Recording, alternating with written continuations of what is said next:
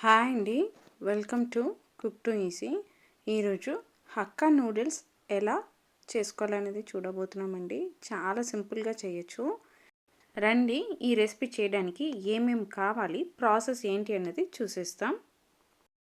First మనకు hakka noodles కావాలండి. ఇది అన్ని సూపర్ మార్కెట్లో మనకు అవైలబుల్ ఉంటుంది.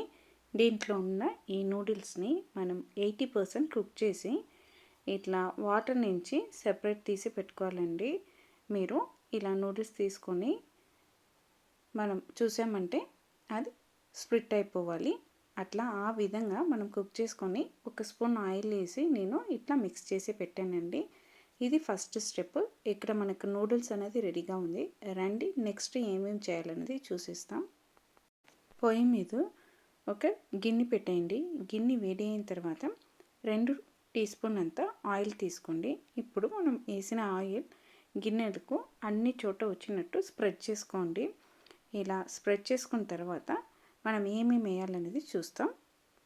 ఆయిల్ వేడి అయిన తర్వాత అండి, దాంట్లో 8 వెల్లుల్లిని ఇలా చిన్న చిన్నగా కట్ చేసి పెట్టుకున్న దాన్ని ఆయిల్ వేసి లైట్గా వేపుకోండి. మనం వేసిన వెల్లుల్లి అనేది లైట్గా వేగిన తర్వాత మనం దీంట్లో ఒక మీడియం సైజు ఆనియన్ని కట్ చేసి పెట్టుకున్నాను.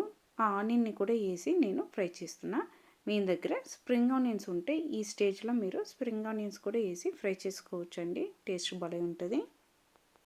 ఆనియన్, వెల్లుల్లి ఇవి రెండు మనకు బాగా ఫ్రై అవ్వాలండి. మనకు ఆనియన్ అన్నది ట్రాన్స్పరెంట్ రావాలి. అప్పుడు మనం మీడియం సైజు ఒక క్యాప్సికమ్ని కట్ చేసి వేసుకోవచ్చు. మనం కలర్ క్యాప్సికమ్ కూడా వాడచ్చు. నేనైతే ఇక్కడ గ్రీన్ కలర్ క్యాప్సికమ్ ఒక్కటే వాడుతున్నానండి. క్యాప్సికమ్ కూడా వేసి ఒక 10 to 15 సెకండ్స్ మీరు ఇలా ఫ్రై చేసుకోండి.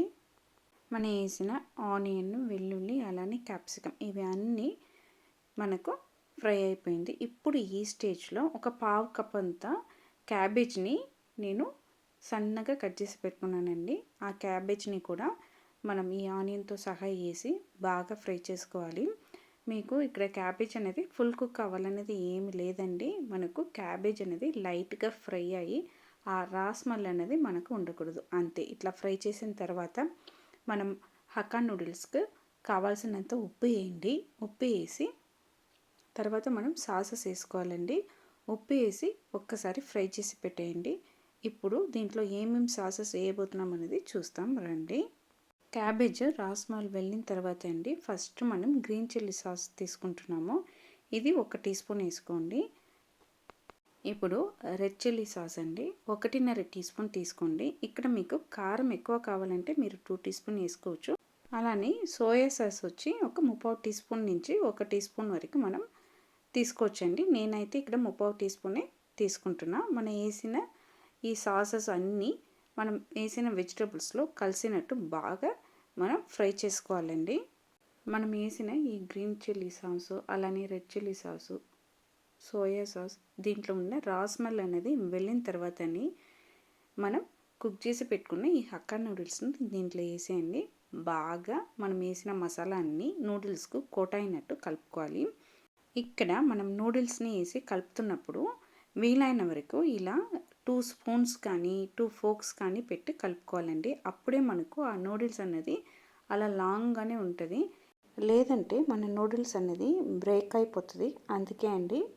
అందుకని ఇట్లా మనం వేసిన మసాలా అనేది అన్ని నూడిల్స్కి వచ్చినట్టు 2 స్పూన్స్ పెట్టుకొని ఇలా ఈ విధంగా మనం కలుపుకున్నామంటే మనకు సూపర్గా కొట్టాయి వస్తుందండి. వీడియోలో చూపించినట్టు ఈ విధంగా మీరు కలిపి పెట్టుకోండి. మనకు ఇక్కడ నూడిల్స్ అనేది ఒక 80% రెడీ అయిపోయిందండి, అంతే. ఇలా కలిపి పెట్టిన తర్వాత ఈ నూడిల్స్ని సైడ్కి పెట్టేయండి. ఇప్పుడు మనం స్క్రాంబుల్డ్ ఎగ్ చేసి నూడిల్స్లో కలపాలండి. దానికోసం పొయ్యి మీద ఒక చిన్న కడాయి పెట్టినానండి. ఈ కడాయిలో 1/2 టీ స్పూన్ నుంచి 1 టీ స్పూన్ అంతా ఆయిల్ వేసుకోండి. ఆయిల్ వేసిన తర్వాత మనం ఎగ్కి కావాల్సినంత ఉప్పు వేయండి. అలానే 1/2 టీ స్పూన్ అంతా మిరియాల పౌడర్ కూడా వేయండి. ఇవి రెండింటిని ఆయిల్ వేసి ఒక్కసారి కలుపుకోండి. ఇలా కలుపుకున్న తర్వాత మనం దీంట్లో ఎగ్ని యాడ్ చేయబోతున్నామండి. మనం ముందే ఇలా ఉప్పు అలానే మిరియాలు వేసి మనం ఆయిల్లో పెడుతున్నాం కాబట్టి మనకు స్క్రాంబుల్డ్ ఎగ్ చేస్తున్నప్పుడు ఈ ఉప్పు అలానే మిరియాలు అన్నది అన్ని చోట్ల వస్తుంది, మనకు టేస్ట్ కూడా భలే ఉంటుందండి. దానికోసం ఇలా చేస్తున్నాం. ఇలా మనం ఎగ్ని వేసి మనం స్క్రాంబుల్డ్ ఎగ్ చేసుకోవాలండి. ఈ విధంగా మనకు ఎగ్ అనేది రెడీ అయిన తర్వాత ఈ ఎగ్ని మనం ఆల్రెడీ రెడీ చేసి పెట్టుకున్న నూడిల్స్లో వేయాలండి. నూడిల్స్లో వేసి మనం ఎగ్ని కూడా కలుపుకోవాలి. ఇలా ఎగ్ని నూడిల్స్లో వేసిన తర్వాత 2 నుంచి 3 టేబుల్ స్పూన్ అంత టొమాటో కెచప్ కూడా యాడ్ చేసుకోవాలండి. ఇక్కడ కెచప్ మీకు చాలా ఇష్టం అంటే ఎక్కువ వేసుకోవచ్చు. ఇప్పుడు ఈ స్టేజ్లో నేను 3 టేబుల్ స్పూన్ అంతా క్యారెట్ తురుములు వేస్తున్నానండి. అలానే ఒకే ఒక పచ్చిమిర్చిని చిన్నగా కట్ చేసి వేస్తున్నా. ఇవి అన్నిటినీ మనం వేసిన తర్వాత మంచిగా కలుపుకోవాలండి. ఇలా కలుపుకొని మనం తీసుకున్నామంటే మనకు సూపర్గా ఇంట్లోనే నూడిల్స్ అనేది రెడీ అయిపోయింది. సేమ్ ప్రాసెస్ చేసి మనం లాస్ట్గా చికెన్ కానీ మటన్ కానీ మనం సెపరేట్గా ఫ్రై చేసి సాటే చేసి దీంట్లో యాడ్ చేసామంటే అది చికెన్ నూడిల్స్ మటన్ నూడిల్స్ అయిపోతుందండి. బేసిక్ హక్కా నూడిల్స్ రెసిపీ అయితే ఇదండి. ఇది తెలిసిందంటే మనము నాన్ వెజ్ కూడా చేసుకోవచ్చు. ఇలా రెడీ చేసి పెట్టుకున్న ఈ నూడిల్స్ని ఇప్పుడు సర్వింగ్ ప్లేట్కి మార్చుకుంటామండి. చాలా సింపుల్గా మనం ఇంట్లోనే ఈ హక్కా నూడిల్స్ని చేసుకోవచ్చండి. ఆయిల్ తక్కువ, సేమ్ టైంలో కారం కూడా మన పిల్లలకు తగ్గినట్టు మనం వేసి ఈ హక్కా నూడిల్స్ని చేయొచ్చు. మీరు కూడా ఇంట్లో సేమ్ కొలతలతో ఒక్కసారి ఈ హక్కా నూడిల్స్ రెసిపీని ట్రై చేసి చూడండి, టేస్ట్ చేసి చూడండి. మీరు ఖచ్చితంగా ఇష్టపడతారండి. దీంట్లో మీరు ఇంకా క్యాప్సికమ్ని డిఫరెంట్ కలర్స్ వాడారంటే పిల్లలకు రెయిన్బో కలర్స్ లాగా ఇంకా బాగుంటుందండి.